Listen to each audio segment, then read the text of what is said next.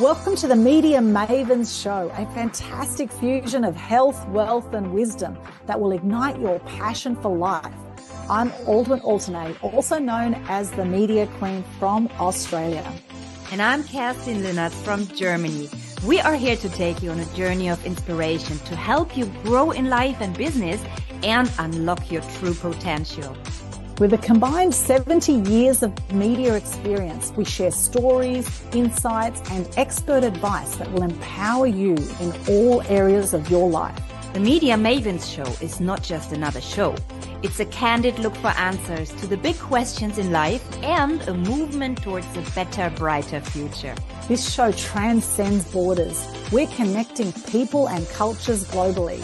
So whether you're watching us online or listening to our podcast, buckle up to be inspired, informed, and ready to conquer the world.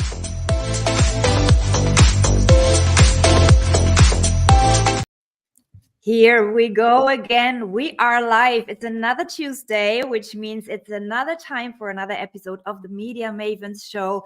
And today we're welcoming a very special guest again. Glad to have you with us. Welcome, Alfred Zerfas. Hi, yes. Well, let me start by singing a song. Whenever I feel afraid, that's my name, Fred. Whenever I feel afraid, I hold my head erect and whistle a happy tune, and no one will suspect I'm afraid. While shivering in my shoes, I strike a careless pose and whistle a happy tune, and no one ever knows I'm afraid, etc., etc. Oh, that's beautiful. We've never been greeted with a song to begin the show with. And it's beautiful. You're mentioning the happy tunes, and this is what comes across. And that's the topic of our today's show. The older you are, the longer you live. And it seems like the older you are, the more careless and the happier you live. And this is something that I heard, before we started the show. There's so many positive things that come with age, no? And this is what we're going to address today. So let's get into the show. Absolutely. Now, Fred is 88 years of age. So just a quick background on Fred for those who don't know him. We actually met several years ago now, about 10 years ago, we met in Thailand, and I did a webinar on media, and Fred joined my Mass Media Mastery program, and we've stayed friends ever since. And I'm always amazed by Fred. He's always got such a happy disposition. He's always someone taking on life with gusto. He walks around with such great energy. He drives with no problems. He's a very, very fit, healthy man for 88 years of age. Now, he was actually a doctor for 60 years. He traveled all over the world working in public health for UNICEF, for Save the Children, for universities and governments in emergencies, nutrition, national surveys, maternal and child health. And since returning to Australia, he's worked on social and health videos for agencies, and more recently started Sing with Fred for elders like him to stay happy and sane through song to allay dementia, to reduce dementia. And today we're going to chat all about that. So, Fred, I'm really curious, what was it that got you into medicine in the first place? Was it something that your parents said that you should do, or was it something you really wanted to do? Well, my mother wanted me to find the cure for cancer, but I figured maybe if I became a doctor, that would help. But I found it interesting, and it allowed me to go overseas. Because if you're a doctor, you can work anywhere. And that's what I wanted to do. Wonderful. Well, you've certainly done some amazing things overseas. So what are some of the highlights and some of the places that you went to? Well, I went to India first because I was inspired by Gandhi, actually. And it was a push-pull factor. Get away from my mum. And I fell in love with a lady who wanted to go to India and live there. So we went to India, and I've got Indian grandchildren now because my son married an Indian lady. He was one at the time when we went over, and I've remarried since then to a lady in the US, and she was my nurse in Biafra in Nigeria. We worked together on a program, and we have 2 kids in the States. So what I wanted to do was to connect overseas, and I had a passion for rare diseases, exotic diseases. So I worked in leprosy for 3 years. We did surgery and so forth. And I'm working on a video about how leprosy contributed to mankind, because a lot of the surgery for leprosy, which I did some, but only feet, not hands, is used by traumatic surgery now. So they've learnt a lot through the surgery itself. So, you know, everything has a benefit. Amazing. Gosh, leprosy was really big once upon a time, wasn't it? How did you deal with that, and how did you stay safe amongst all of that? I sang a song, and I sang it in an Oxford pub a few years back, and also, leprosy, it's crawling over me. There goes my eyeball right into your highball. I sang that in a song. I had this lovely Irish lady who did a carnival of songs in this pub, and her twin sister and her performed in Glastonbury, and she helped me in the book and so forth. So it's a sort of semi-religious disease. That's why I got out of it.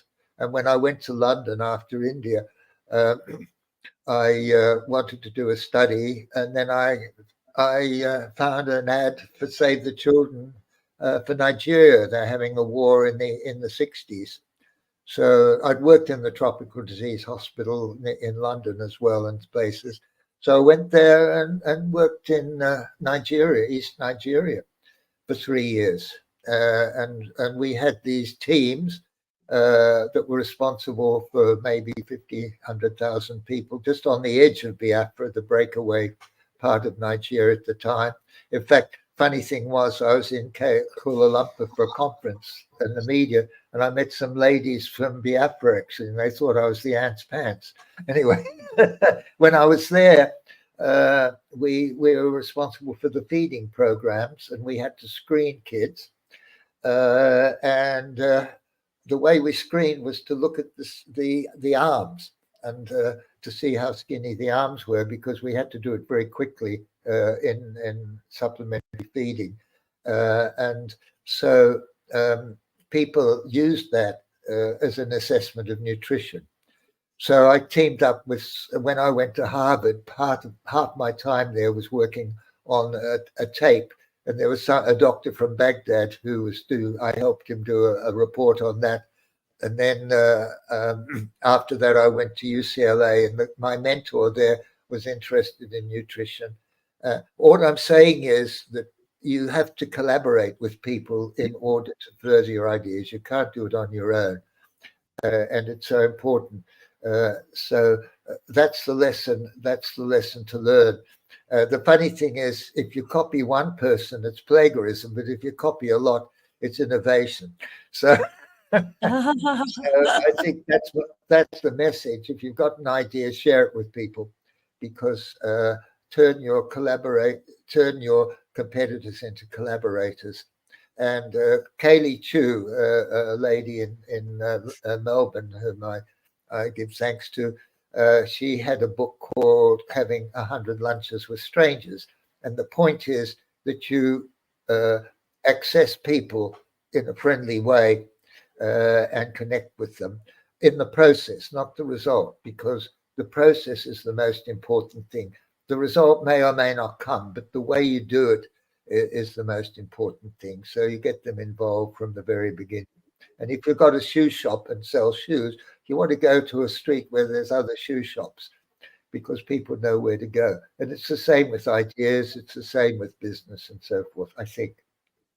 Absolutely. And I see we've got a few people have come on here. We've got Shell Bird, hello on Facebook. She says, hey all. We've got Shannon Young here. Awesome, Aldwyn. Hello, Shannon. And for all those joining us, I can see Robert's on Instagram. We've got Carol Arsiat. We've got Pharmacist Mohammed Salah has joined us. We've got Eco Art Therapies have joined on Instagram. We've got people on YouTube, LinkedIn, Twitch, X. Please let us know, where are you joining us from today? I'm coming from Cebu today, actually. Cebu, we've got Rob Zeligic. Hello, welcome. And where are you joining us from? And do you have any questions for Fred? He has a world of experience, 88 years on the planet. And as you can see, he's very mentally active. There's no signs of dementia with you, Alfred. That's for damn sure, right? Hello, Raphael, Paul. Let us know, where are you joining us from today, and any questions for Fred. Now, Fred, I'm curious about, the changing ways that medicine has been done over the years. Have you got any comments around that, around the push for certain pharmaceuticals, say, and the reliance on pharmaceuticals by a lot of people versus saying more natural health methods? Are you finding more people now are going more to sort of natural health? I hope in doctors' education they're taught how to communicate with their patients. I mean, doctors are amazing people. They do amazing things, but they don't have enough time, unfortunately. They're pushed for time. And the shortcut for some of them, a few of them, admittedly, is to give drugs. And in fact, people are educated in a way,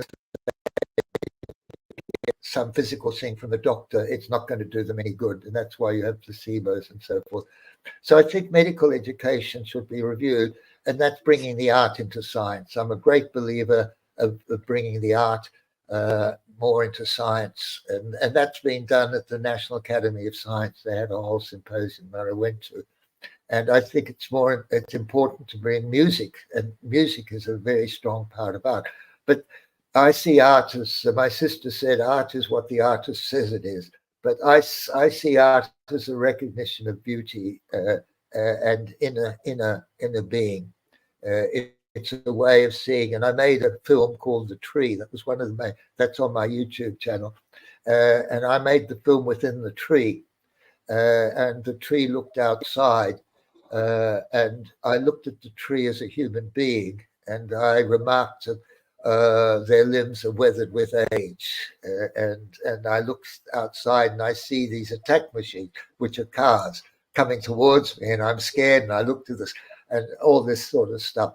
So I think bringing the softer side, and I think bringing more feminism into the picture. I have my good friend wrote a book, Sex and War, and he made the point that 98% of all wars are started and continued by males. So there's some ideas about this, but I think bringing art into science is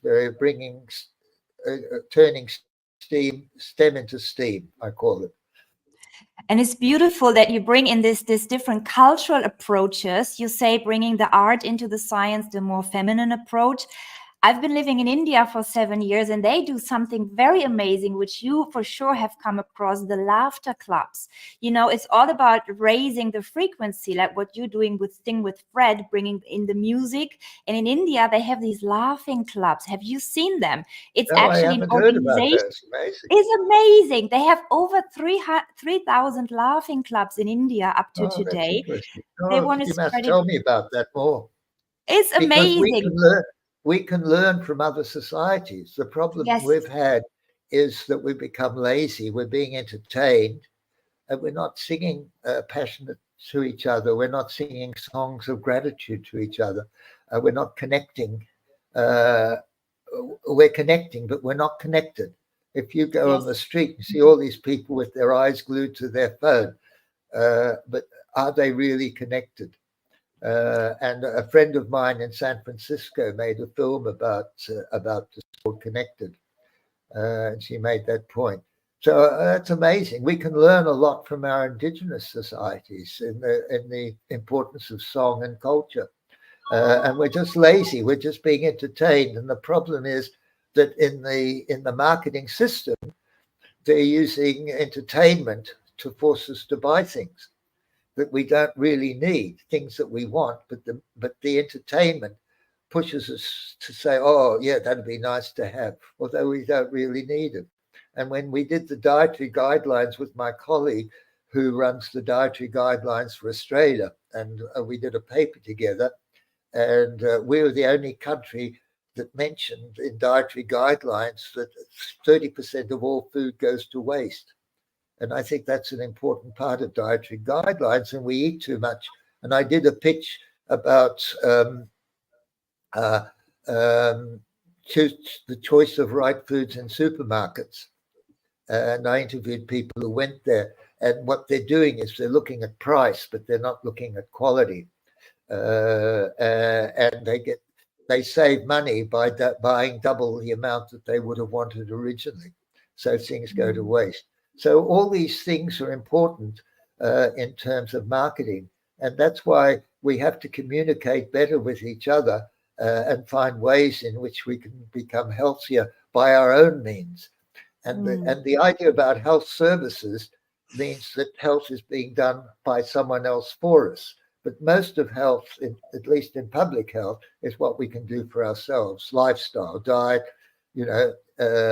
exercise, feeling happy, communicating with people, and music and song. Yeah. The self-healing power is a very strong one. Would you say all the things that you've been mentioning is a typical, thing in the Western society, with your international background, having spent so much time in Africa, in India, where they clearly in those traditions respect the elders much more as well?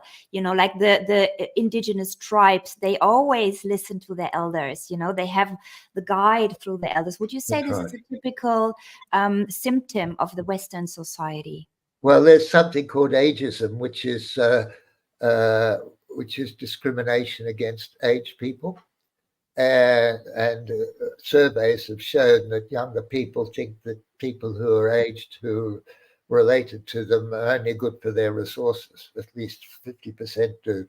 And they're a huge resource to mankind, but that hasn't been recognized. We think of an aged person as someone who's demented and paralyzed and all sorts of things. But a third do get demented at various stages, but there's still a lot who don't. And I was at a meeting with Julie, my friend Julie, who actually gave a talk, and I was sitting in the university club, graduate school, and there were three ladies next to me who were over 90 years of age. And they said, I asked them how they keep young, and they said, we just keep getting busy. We keep ourselves busy all the time. And I keep myself young by having fun all the time, enjoying myself and enjoying life. And when you do the 7 whys, if you know what the 7 whys are, you ask yourself why this and keep going on to the end. And my end bit is life is the why is to have fun at no one else's expense but my own, So I think we like to enjoy ourselves, and that's why singing. And in fact, what I love doing was I like singing, and I want to give a little point about getting your own core values. And if you Google core values, I come across via character. It'll give you the 24 top core values. And I did that. And my top 3 were humor, curiosity, and innovation, which reminded me maybe I could have been a stand-up comedian, but I don't have the stamina for that, unfortunately. But I did the core values, of course, also with my son, and he had part of that as well. So I would recommend everyone doing their core values. And 30 years ago, I attended a 3-day workshop in DC because I lived in the States for 30 years. I was at UCLA for 10 years lecturing. I got my doctorate in epidemiology. I was a hippie demonologist there. And then I went to the East Coast and worked there. And they asked 2 things that I've kept all my records of. The first thing is, document all the times of your life you felt very good about yourself. And I recommend this for people listening. And just spend a bit of time with your friends or whatever and just writing down and discussing. And it wasn't just in business, or it wasn't just in earning more money. It's all sorts of things. Like for me, one example was I was supposed to take a movie at the school. It was Macbeth, actually. I was a boarder there. And we had the bushes running. Everyone was hidden by bushes running. And I was supposed to do this and that. And it made me realize, and then you look at all of them and see what the commonality was. And my two major commonalities being the first to do something and something to do with design, because my mother designed hats and she did the costumes for the Strauss operettas actually in Vienna. I've got a few stories about her. We don't have time for that. If there's time, I'll give you one sweet story. Anyway, she did the costumes there, so that's where I got the design from. And she came when she came to Australia in 27.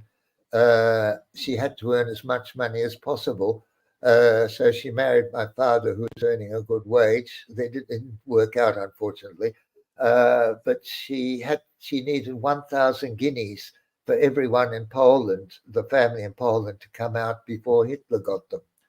And you had to earn as much money as you had to reserve that money for the government, otherwise you wouldn't be accepted. If you're from England, you didn't have that problem, but if you're from Europe, you had that problem. So she earned as much as she could at the time, and she went to the bank when she started the business, the hat business. She had 18 shops eventually around Melbourne and in the suburbs. And I've got a record of all the hats and the people who worked in them. They're all people from the family, actually, so we could see the hats. Anyway, she went to the bank and put in those days they had guineas. So she put a 1 guinea note in front of the banker as a down payment on the factory.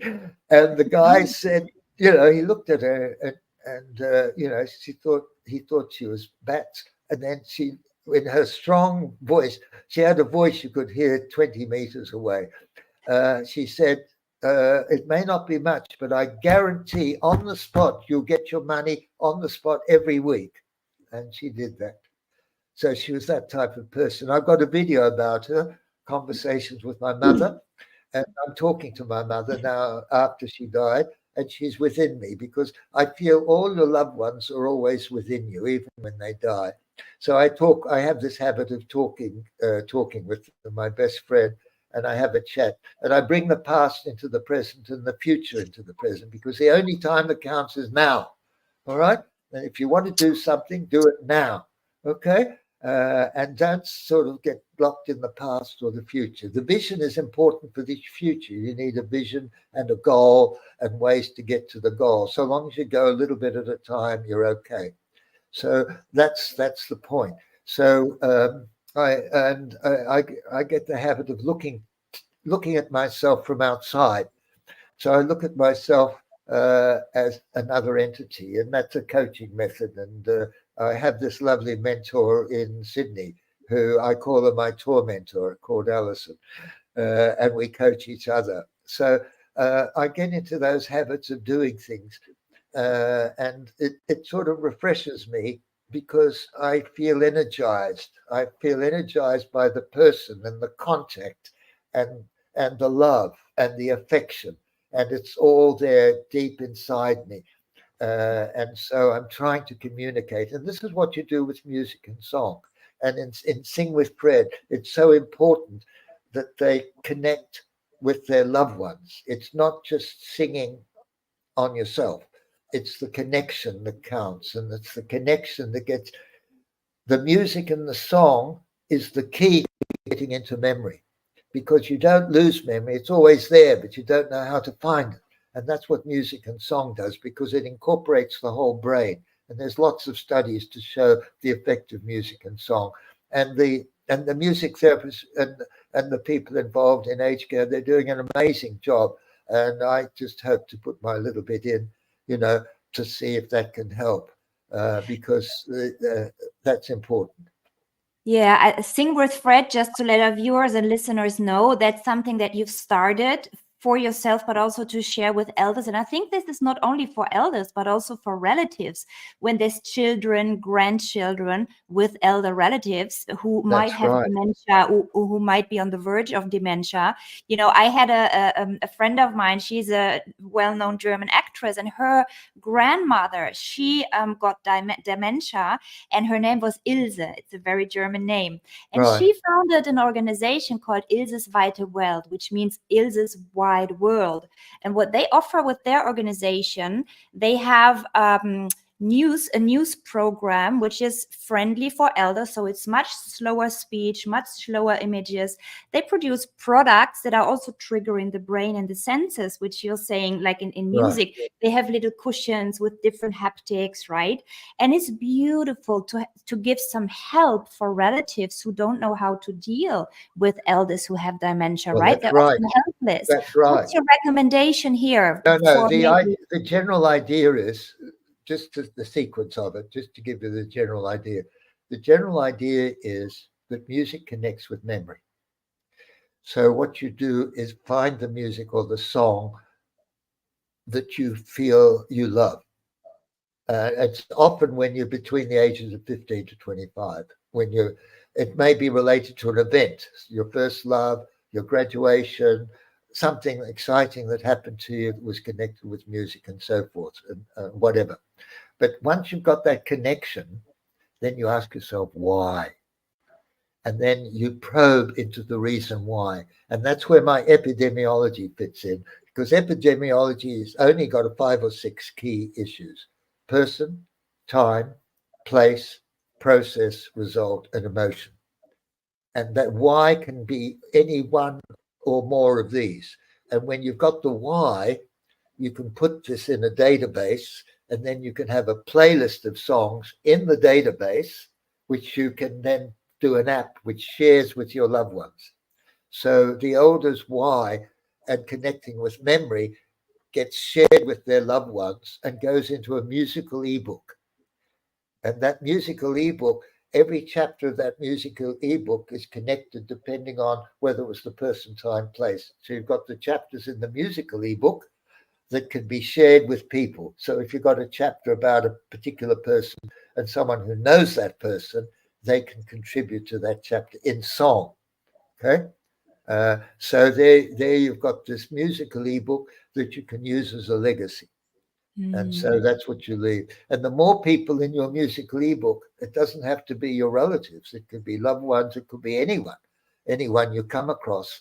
The more they're going to use it.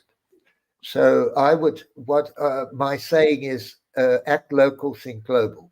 There's no point thinking global acting global to start off with. If it works in one place, it can work in another. And I'll give you an example of that in Bangladesh, in training traditional birth attendants, which I'm involved with this major organization. And the idea is to train to do a video, use a video on a smartphone for one of the traditional birth attendants who's literate and well known, to train the other traditional birth attendants and have a little flip book to go with it.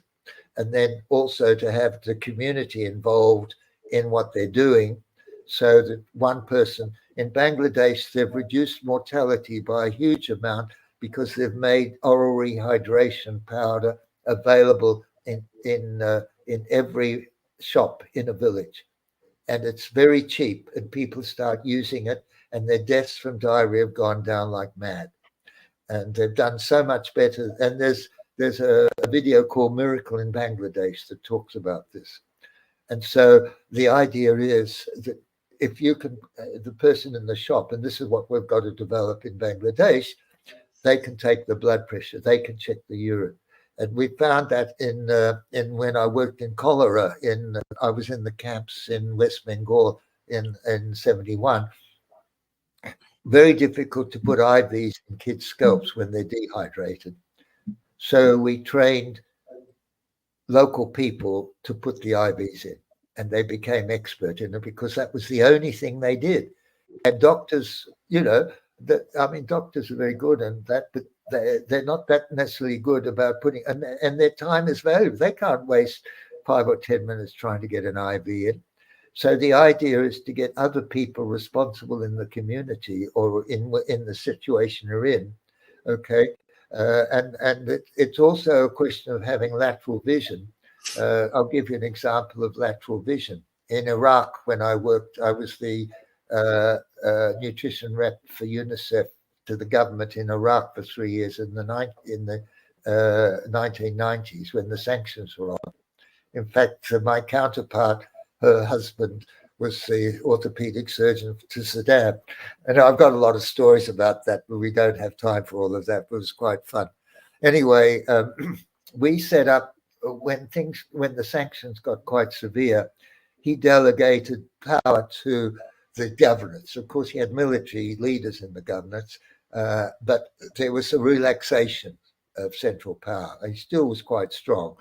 And then we decided, the ministry, when I was working with UNICEF, because UNICEF's a remarkable organization, because their program is the government's program. It's not their own program. They sit with the government and work with the government on their program. And it's primarily for kids. Now they're including mothers, thank goodness.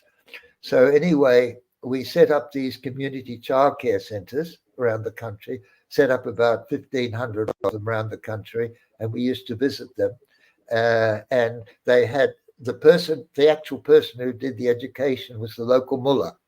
He was the person who weighed the child and gave it education to the woman, and it was done in a school. So the headmaster was there, also the chief, the most wealthy person in the village, and a political representative. That was very important, actually, because that added, and it went all the way down, education and health, to political rep and UNICEF and other supporting agencies, went all the way down. So they were combined together. And when I was there, I couldn't understand what they were saying, but the passion was so amazing. They were so excited to be doing stuff for themselves. And I think we need to do a lot more community action support. And I'll give you another example. When I went to a talk at the University of Melbourne on climate change, and they were talking about, this was a few months ago, about action and saying the political action is still lacking. And someone got up and said, no, we need action from the communities. We need more. We need to empower communities to act, because they have the voting power as well. And they need the knowledge of action. And the action, I mean, there are other things I can talk about here, but the action is the positive effects of doing something about climate change, the economic benefits and the health benefits and all these other benefits that are being hidden from us because of the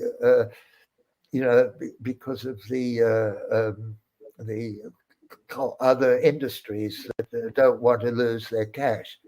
So, these are all sorts of things that I think are quite important. Let me talk a little bit about an ebook, if I can. Is there time? Yeah, okay. Is there any questions, by the way? Let me hesitate for a few minutes about questions. Yeah. What about the audience? Do we have questions from the audience? Yes. Take a breath for a second. I'll just go through some of the comments here. Shell's saying that's awesome about something you said earlier. We've got Shannon's from West Ryde in Sydney. Shell's saying here, medication isn't there to fix us anymore. It's there as a business to make us sick. It's a money-making business. That's all it is, and we are the product to make money. That's why I heal myself. Now, that's a very strong opinion there by Shell. What do you think about that one as a doctor, as someone who's been a GP? What do you think about the money-making side of pharmaceuticals? Well, by the way, I never became a real GP. I was too scared to be a GP. I went to my friends who was a GP, and I couldn't stand the pressure because I got so worried about my patients, particularly the kids. I couldn't sleep at night. So I said, let's go in populations, because in populations you can knock off a few people so long as you save 100. So that's how I got into population health. But still, no, it's very important. And I did a stint at Queensland helping people present their theses, actually, their master theses in tropical health. And they were in groups of 4. And one group went overseas to Philippines at the time of devolution, when there was more power given to the governorates. Unfortunately, they didn't get the funding. So the pharmacies that used to be in the hospitals were private pharmacies outside. And so they were doing a study on the effects of devolution on medical care. And just by accident, they met these drug reps in a pub and started chatting. And I'll tell you what, you can get more information in a social contact than a business contact. It's amazing how people relax over a beer or two. Anyway, that's by the by. And they were talking, and they had one child in hospital, and they wanted to give a few bob as well. And they were talking about the child. But then they started talking about what they did, these drug reps. And they said, I've got to sell X amount of drugs, otherwise I get the sack. And I'll do anything to sell these drugs. And that's why I push the doctors as hard as I can to buy the drugs and give them samples and all promises of this and that and so forth. So it happens, unfortunately. I mean, I'm not sure. It doesn't happen to every doctor. The problem is the doctors don't have enough time, to talk to the patients because of the pressure of work. And in the States, they've got nurses now who act as doctors and take histories and things, and they do that here a bit too. But the issue is in education. And the whole issue is not just in medical education, it's in schools. We need to get back into schools. And who's the name? A guy who's written about schools in terms of education. Education was previously to get people organized to fill jobs for the wealthy. Okay? That's what it was originally. It was organized for them to be able to talk and arithmetic and be that sort of thing. Now, I'm not saying it is now, but it really has to be radically changed. And my cousin who started science in schools, actually, when I went to recently, they've got hands-on education. In fact, in a room, they've got actually reptiles when they can study them in live. Interesting object of studies. Well, I'm not saying every room's that, but what they're doing is working problem solving. And I think problem solving is so important now in the future when people are getting jobs, because I think companies want problem solvers. They want people who can solve problems, fix up things, and connect. So, yeah. I want to connect two keywords that I heard you talk about. Education, we've been hearing that a lot through this conversation so far. And then something like nutrition. And I want to connect that again to your topic of dementia. What can people do maybe even at a younger age to prevent? So maybe you say 1/3 of people get dementia, but 2/3 don't. In the older ages. Yeah, is there something people can do when they're younger in terms of nutrition, in terms of lifestyle? Is there something we can do in our own hands to maybe not get dementia? Or if we have viewers who have relatives? I think, the dementia has multi-causes. Degenerative disease by toxins that we don't even know about because of the particularly plastic and all that other stuff that we don't know about. It's also by vascular disease and other factors, and Parkinson's can get dementia, and there's all sorts of different causes.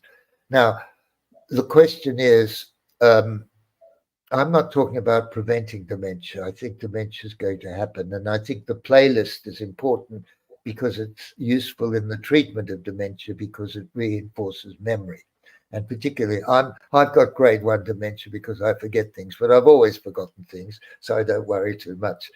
But I think the important thing is some of the precursors of dementia that affect people and make them sad are like loneliness, lack of connection, lack of care, lack of connection, and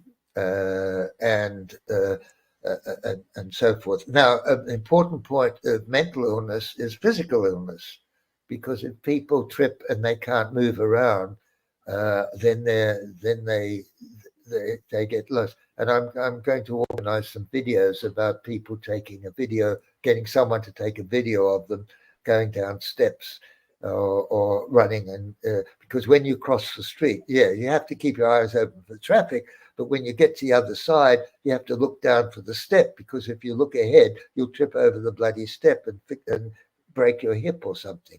So there are all sorts of different things as well involved. I'm not an expert in that area, but I do know that singing Singing makes you happy. And when I'm opposite a park, and when I go in the park, there are a lot of young ladies with babies and dogs there, because it's a young community. It's in Brunswick, in Melbourne, and with permission, I sing. I ask permission. Can I talk with you? And they say yes. Okay, he's harmless. And then I say, can I ask your name? And they say yes. And what is your name?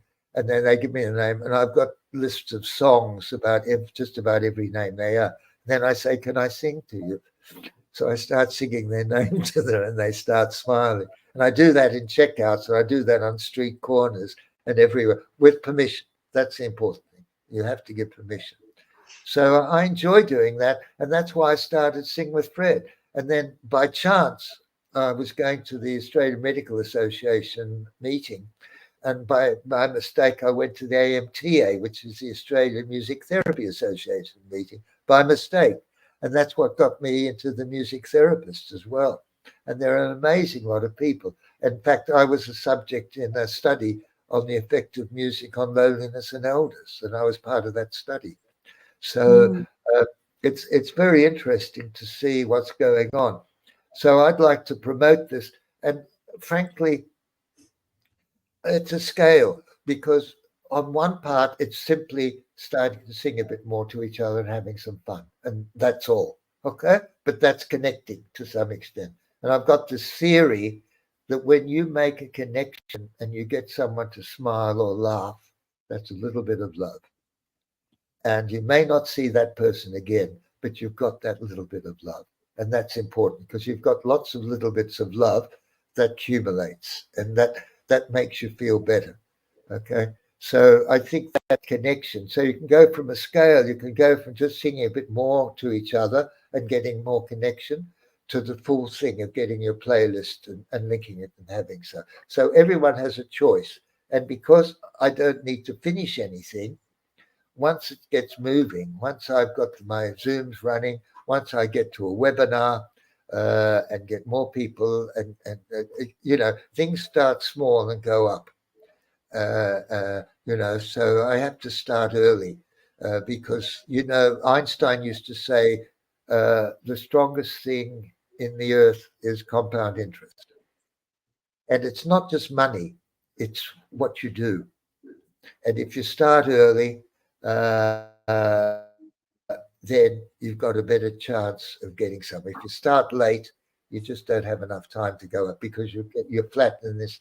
It's like Bitcoin in the beginning going up, or climate change, temperature going up, or population goes up like that. It's going up like mad.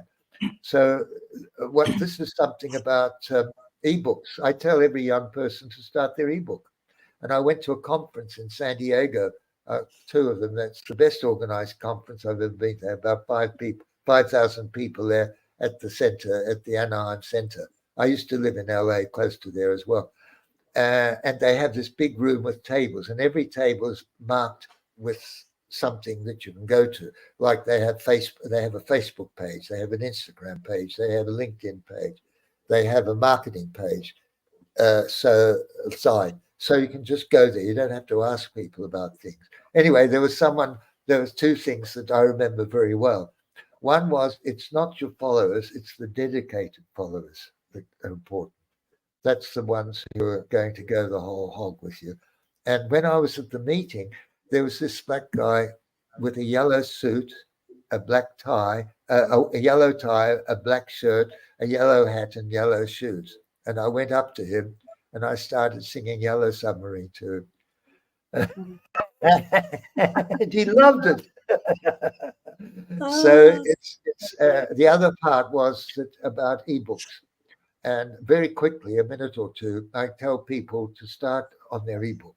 And the message in that workshop that he did was, you take an empty exercise pad and you start on the first page and put the date there. And at the end of the day, you either write down the interesting things that happened to you that day or in the past, if you like, and just write for 5 minutes, 3 or 4 chapters. Okay. Or if you prefer, you could dictate into your phone. Okay, and you do that every night as a ritual, just before you go to bed or sometime late. And then after 2 months, you've got about 200 or 300 chapters. And each chapter has a topic. Again, back to epidemiology: person, time, place, emotion, a particular emotion you had that day, and so forth, that was important to you. And you organize it. So you do a sort of a mind map so everything to do with a particular person or a particular place, you put in a chapter. So you've got all the chapters around in your mind map, and then you can get an idea of what your book's going to be about. It could be about particular people, it could be about places. You could have more than one ebook. The important thing is you do not grammatically edit. You keep the original words, because the original words are the original truth. And if you get someone to change the words, they change the meaning. And so you don't edit, even if it doesn't sound right. What you do is just get someone to help you manage it and say, oh, this belongs here, that belongs there, and so forth. And if you want to, you can get someone to contribute to that particular sub-chapter.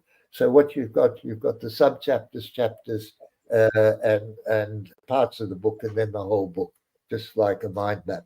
And that's what you do. And that's your first draft after a month or two. And then you can decide. The beauty about an ebook is, first of all, it doesn't cost you anything. Secondly, you don't have to finish it. Thirdly, you can get other people to join. Fourthly, you can put pictures, videos, and whatever you like into it. And fifthly, you can publish it yourself. And then if it turns all right, you can make a printed book out of it if you want to. So I tell that to everyone who's young, because I started late, and so I have to catch up. And my main purpose this year is to stay alive, because I've got so many things to do. I've got to stay alive, otherwise I won't be able to do them. So there we are. You seem like you're going to be around for a long time to come. No worries here. Well, I'm not a square. I've got to be around. Yeah.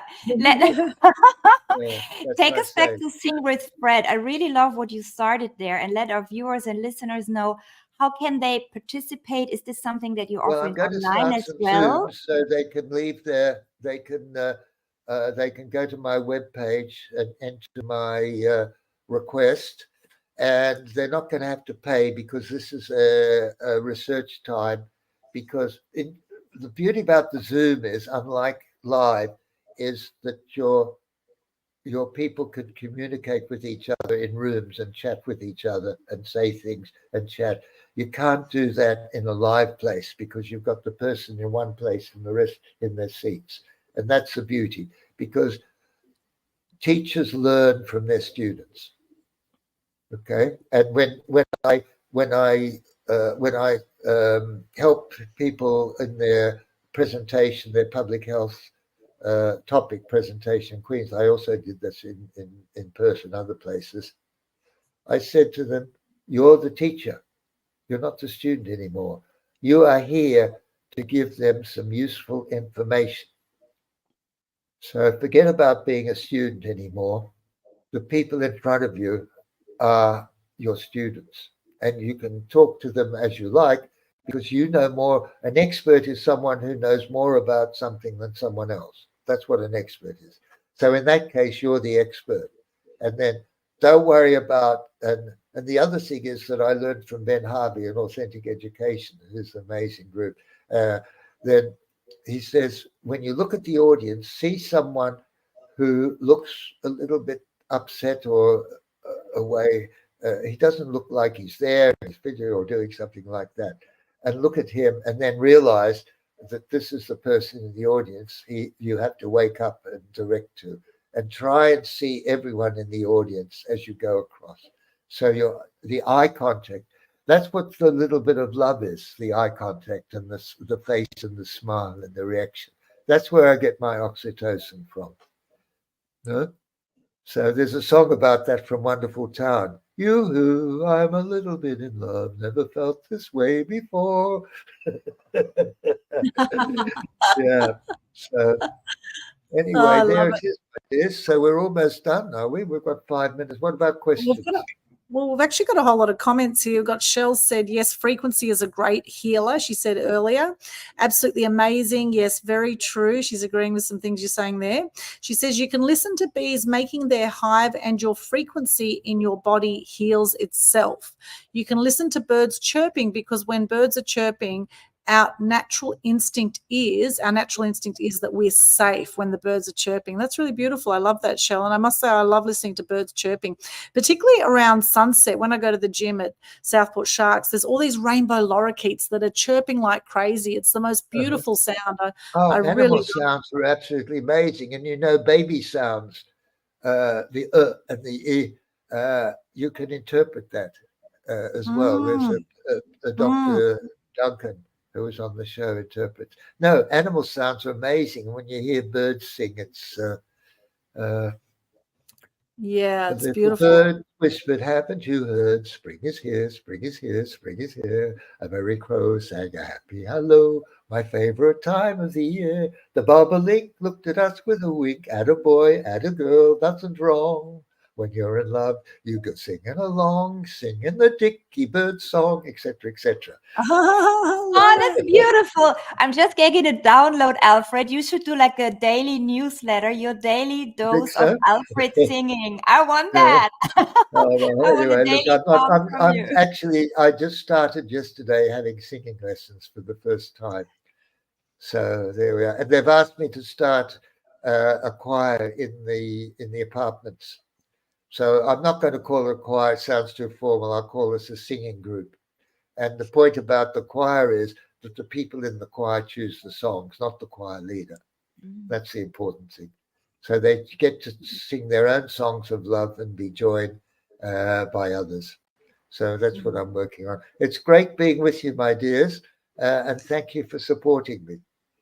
Pleasure. Well, it's not over yet, so we've still got 10 minutes or so to go. So we'll go through these final comments here and any questions from anyone watching live, please pop them in the chat or comments of what you've been getting so far. Shell says, bless him. Like you're in a fishbowl and everyone can see you. That's the way I look at myself. Interesting. That's Thank you, Shell. We've got Diggs on Twitch going, hey, what's up? What's up, man? What's up, Diggs? How you going there, Diggs? We've got Man Bojan going, big perspective. Big perspective. We've got on Instagram here, we've got a whole lot of comments here as well. We can see Raphael Port has joined from Orlando, Florida. Hello, Raphael. We've got Rob Zelig, it's a tough one to say. I think it's Zelzechik. Hello, Aldwyn. How are you? Long time no see. How are the rest of you? I'm from Toowoomba in Queensland. Hello, Rob. Helping people exercise, healthy living, forming friendships is all good for the mind, soul, and happiness, Rob says. Just do it. Okay, Three's joined us on Instagram. Rob says, helping people helps me mentally and makes me feel happy and good about myself. Absolutely. Helen Francis Officials joined us. Paul Costa Music's with us. Rob says, my mama has dementia. She's 84. It is a cruel illness. And my mum also has dementia. She is 80 and it is really challenging. Although I must say my mum is very happy in general, whereas some people get very cranky when they have dementia too. And I think it's very important to treat every conversation like it's the first conversation when you've got someone with dementia and just be, just really be with them. My mum is like a 3-year-old in some ways. She is so playful and wants to hug everyone and kiss everyone, and she's really, it's like she's sort of gone full circle and is like back in her youth again, although she does some things that can be very, very challenging, and I know it can be tough. So I think as much as possible, find the joy in those moments when you're with people with dementia. We've got the real Adrian Lawson's joined us. Suzanne Bowles, hello. Let's think about it. Is with us. Ambient Images, Wayne Lennon, and Robinson Homer Solutions, all on Instagram. Rob says, so true. Connecting with people gives happiness to all. I feel happy when I see people enjoying themselves. Yeah, absolutely, Rob. I love that. And I was looking at some ways. Don Tolman is a natural health food person who talks about ways that you can help degenerative brain diseases like Alzheimer's and dementia with whole foods. And he says some of his tips: eliminate aluminium exposure. He says eat blueberries, exercise daily, avoid plaque-forming foods, eat vitamin-rich foods. Some other ways: drink plenty of pure water every day, daily sunshine and walking, walking, eat omega-3 foods like walnuts. And if you think the walnut is like the brain, it's very good for the brain. Flax seeds, chia seeds, kidney beans and olive oil. Keep yourself engaged mentally in activities stimulating for your brain. Limit alcohol. Avoid refined sugar, refined carbohydrates. Use quality essential oils like frankincense and rosemary oil to help stimulate brain function. Avoid unnecessary medications and supplements that can be toxic for the body, and get plenty of sleep. These are all great ways and great things you can do to help the mind. So thank you so much to the Tolman family Could for I that. just mention one thing? We have an Sure. epidemic of sleep deprivation globally in the West because they're Yeah. all on their phones at night. They're looking at these violent movies and about 1 to 2 hours sleep, getting 1 to 2 hours sleep. And sleep is the best form of meditation. And if you don't have time to repair your brain and your body, it's going to affect you. But I agree with all those things. When I'm talking about music, it's not going to be the be all and end all. There are lots of other things, and I thank you for adding that. Yeah, wonderful, Fred. I love that. And I know we do need to wrap up shortly. So, Fred, is there, I know, we talked about some of your highlights of some of the things that you did in the past. Helping elders and respecting our elders, I think, is an art that is kind of seems to be a dying art, actually, is this respect for elders. I really love it when I do see younger people respecting elders, like making way for them, giving them their seat on a bus and things like that. All these little things. I think there is just so much wisdom in our elders, and it's something that we can all be mindful of to actually show some more respect for our elders, because I think that should be encouraged, and I think that the media is very important in this regard. The prime education. And it's often the grandkids that get on better with their grandparents than the kids, because the kids are so busy trying to make money, and we have good connections with grandkids. But I think the issue is media and education and marketing. And unfortunately, we have to change that if we change our attitude. And the influence of community strength. And there has to be a lot more of it. Absolutely. And Fred, now how do you want to be remembered when you do eventually pass, and we're all going to pass eventually? How do you want people to remember you? The young oldie who loves to sing. How's that? I love that. The young oldie loves, and you love to dance too, because I was in Melbourne with you a few days ago, and you were out there dancing at the. Oh, I see. Yeah, that's true. I tell you what. To make a fool of yourself is being human, and you shouldn't worry about making, so long as you don't want to expose or anything like that, but having fun. We look at the opposites all the time, and in fact, when you talk to the subconscious, there's a lady called Anna Berger I've been attending on connecting with your subconscious, and I'm starting to talk with my subconscious. And I'm telling my subconscious about changing behavior and what to do, because that's part of me anyway. And it's mainly the hindbrain anyway, which is stronger with the fear factor. I just, that's why I sing whenever I feel afraid, because I think the fear factor dominates a lot of the stuff we do. We're frightened to do this, that, and the other. And I think if we look at the fear factor and say, oh, well, why don't we try it and have a bit of fun instead, sort of thing.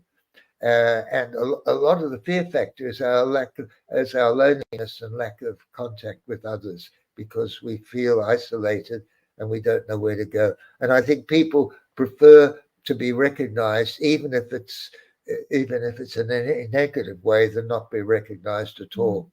And being a nobody.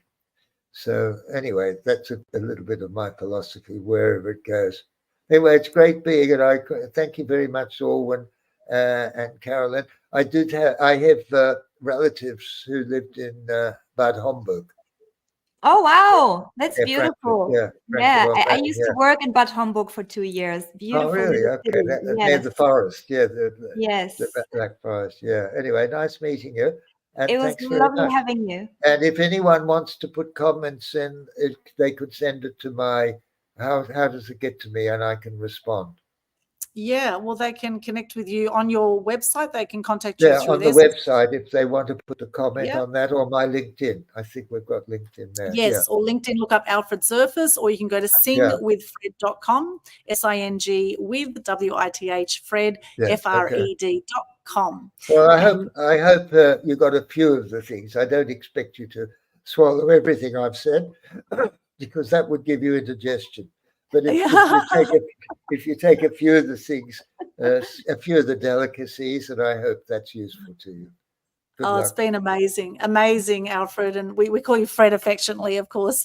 Any other final tips on ways that you can live life fully and really make the most of life? So you've mentioned being busy, having fun, making a fool of yourself. These are some of the ways that you stay youthful. What are some other tips? Anything else to share there before we wrap up? I think visualizing is very important. And there's a difference between saying something and speaking something that connects. And be more aware of the you than the me, and be empathetic to people. In fact, I think empathy is such an important human feeling. And when you're empathetic, you're almost within them, and they feel that you are connecting. And the minute others feel you're connecting, they can open up inside a little bit more, and cuddle and touching and using all the senses in a friendly way, I think, because we're not using ourselves as humans enough these days, unfortunately. We're a bit frozen, a bit robotic now, a bit AI and a bit technology and so forth, and bringing the art into everything, accepting the beauty of everything. I mean, every face is beautiful, really, because it has a characteristic of beauty. And beauty is as they say, in the eye of the beholder. If you can see the beauty and compliment people, why say nasty things about people when you can say nice things about people and they like it, you know? So these are all sorts of things. You can be a taker so long as that finishes up being given, because you can take and then give it away as well. So you can be a giver as well. And talking to males, have more feminine qualities. That's my message to males. Okay. Thank you, Alfred. In fact, my friend in UNICEF used to call me his right hemisphere. I love it. And you're actually our first male guest that we've had on Media Mavens Show, episode 10. Okay, right. Well, I hope you pick up. And if you want to make any comments or send a message to me, do so, and I'll reply. Absolutely. Yes, and join Sing with Fred if you like. You've got my web address if you want to join it. You can even join it even if you're not an elder. You can join it just to go through it, and you can connect with anyone else you like. And a lot of it's education to start off with, so you can work out how to do it. And if you go away from it and do nothing with me at all, and then pass it on to someone you love, that's fine with me. Okay, you do what you like. Yes, love it. I'm not there to make money. I'm there to spread the word, you know, and spread the positive energy, no? Yeah, that's been beautiful. There's been so much wisdom on this show, Fred. Thank you so much. And Rob is actually summing it up perfectly. You are a wise man, Alfred. Thank you. This is something that I can absolutely, sign. He nailed it. I'll tell you very quickly, my mother's second husband was called Wiseman, actually. The third husband. But the fourth husband, I'll tell you quickly, it was a guy who was the captain of the guards outside the hall in Vienna when they were playing the Strauss operettas. He was captain of the guards, and she was in society. She did all the costumes, and he fell in love with her, but he couldn't talk with her because of the difference. And they met in Warburton Sanatorium 50 years later, and they got married. Oh, wow! It's a beautiful story, isn't it? So you never know how things turn out. Yeah. And serendipity is so important, because you have to act on serendipity, because serendipity has a purpose. Absolutely. And it's not just random. Something happens. If something Yes. happens at a point of time, it has a purpose, and you have to act on it. You should not ignore it. That's 100%. And that's why it's so important to not buy into the disconnection through media and cell That's phone, right. but to stay connected. And the more connected you are, the stronger you can listen to the serendipity. Well, you have to love yourself before you love someone else. Yes. Well. That's very important, because 100%. You're still the most important person, but it's the you that connects with other people. And that's being human. And you've got to be human. You can't be perfect, and you make mistakes, and you rejoice in your mistakes because you learn from them. And that's how you get to success, by learning from your mistakes, because we all make mistakes. That's human. Beautiful. Anyway, thank you so much. Lovely seeing you. I hope it went all right. Yeah. Okay, my dears. Thank you, Fred. It was wonderful. And any favorite quotes or motto you'd like to share with us before we wrap up, and then we'll share how we can connect with Kerstin and myself. Favorite quote or motto, Alfred, you'd like to share with us? Well, I've got another one about dying. I'm going to die, not tomorrow. And the point is that death is a process. The dying is a process. And there's an amazing film that I knew the producer of, about this guy who was going to die. He was a dentist in the States. And he stayed in his home 2 days after he died, and he was all dressed up, and people had a chance to say goodbye in their own time, because the current status of dying, people are in a rush. They just go and walk past. They don't have time to get that sense of feeling. And this gave the sense of feeling, because they could stay with that person as long as they liked. And so that's why I say I'm going to die, because I can plan. I can plan for my dying. And that's why I want to get all these things done this year. Ha ha. I'm convinced that in a year from now we're having another show with you. We'll have another follow up and see what happened. Yeah, why not? Okay, yeah. Okay, lovely meeting you. Beautiful. Okay. Thank you, Fred. Love that. And how can people connect with you, Kerstin? Just go to my website, which is bebettercoaching.org. There's a /links. There's all the ways to connect. They can book a call if they're interested in learning more about, working on their mental, physical, emotional health. And that's actually something that I'm sharing with my clients. I love what Fred was saying about starting early, working on your mindset, on your physical, your mental health, the emotional connectedness. And the process that I'm taking my clients through is hopefully getting all of them into very beautiful, very awake, old people, because the tools that you learn when you're young, they last for a lifetime if they're transported well. So I'm super happy to put my little contribution to creating more beautiful old people like you, Fred. All right, thank you. I love that. And for those on the audio, I love being with the beautiful young people as well. Younger people, not younger people. Yeah. Yes. For those tuning in on the audio, age is a state of mind. It's not number of years. Absolutely. Yes. That's my quote. Yeah. Okay. So true. So for those on the audio tuning in on Spotify, etc., bebettercoaching.org is BE, better, BETTER, coaching, COACHING.org/links. You can connect with Kerstin there. And for those who want to connect with me, just go to linktree/Aldwyn, linktr.ee/Aldwyn. I help you be seen, heard, and known amongst the masses through mass media exposure. So if you want to know more about that and how we can work together, then book a call with me. You'll find my link in my Linktree, or just send me a PM on Facebook or on any of my links there. Connect on LinkedIn. I've got the YouTube channel. We're now streaming to YouTube again, which is awesome. So you can check that out too, Aldwyn Altuney Media Queen TV. And every month we have the Global Good News Challenge, which is a great way that you can get into sharing gratitude and good news. So check out the Global Good News Challenge Facebook page. You'll see all the details on that, absolutely free. And free marketing for you when you get into gratitude and share good news. And doesn't the world need more good news right now?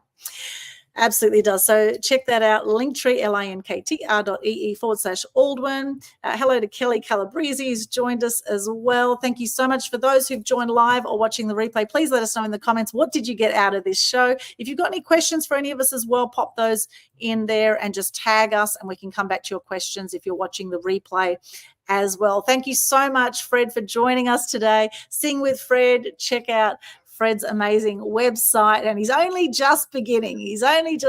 Here. He keeps himself very active, and I'm constantly seeing him on Zoom events, etc. So signing out from. Let's have a drink on LinkedIn. Yes. Drinks and sings on LinkedIn. yes, let's sing and drink on LinkedIn. Everything in moderation, of course. Signing out from Cebu in the Philippines. Any final words before we wrap up, Kerstin or Fred? Well, I just want to finish with a quote as well that I looked up earlier. Respect your elders and learn from their past, and guide your young people because they are our future. And I think that sums up the whole show beautifully. Thanks again so much, Fred, for having been our guest. And thanks for all the viewers from all over the world listening and watching and tuning and sharing, spreading the love. And see you again on the next show. Absolutely. And I'll share one final quote as well. It's not the number of breaths you take, it's the moments that take your breath away. That one just came to mind. So here's to making the most of every breath. Every breath is a blessing and every day is a blessing. Thank you so much. Thank you, Kerstin. Thank you, Fred. We'll see you again next time on Media Mavens Show.